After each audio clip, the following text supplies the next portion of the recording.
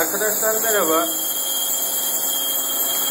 Bir çamaşır makinesinin içinin videosunun çekimini yapıyoruz. Çamaşır makinesinin şu an sıkma konumunda. Nasıl titrediğini, çalıştığını göstermek istedim.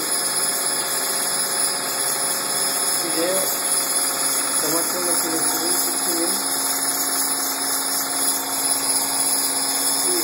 görebilmek istedim.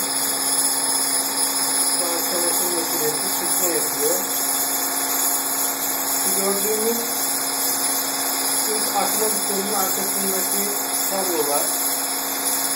Çamaşır makinesinde bir problem vardı.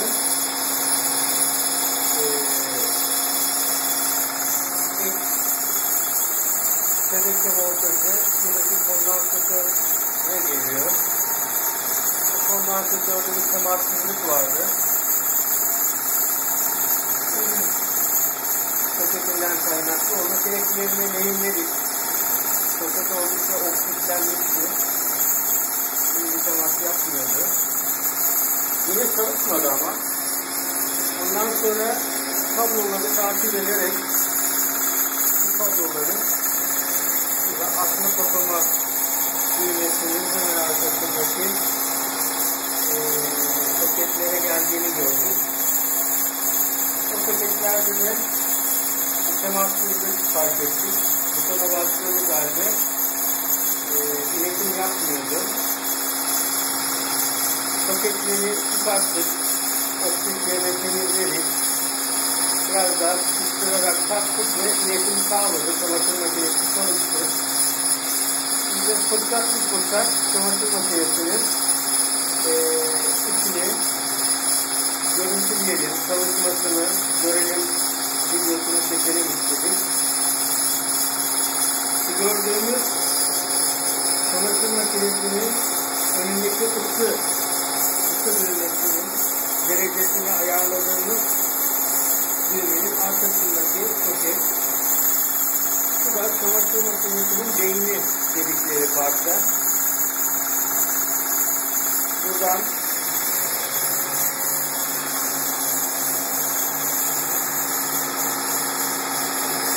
yaptığımız kesimlerle ne şekilde yıkayacağına dair beyin bunları yerine getiriyor. Buradan derecesini seçiyoruz.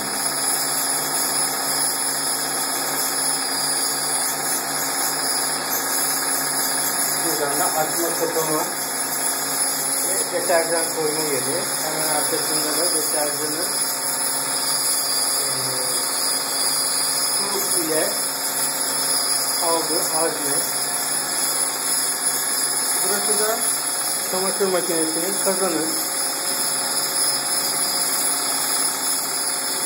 Gördüğünüz gibi bayağı titreme yapıyor ama çok da sesinden fark edilmediğini görüyoruz.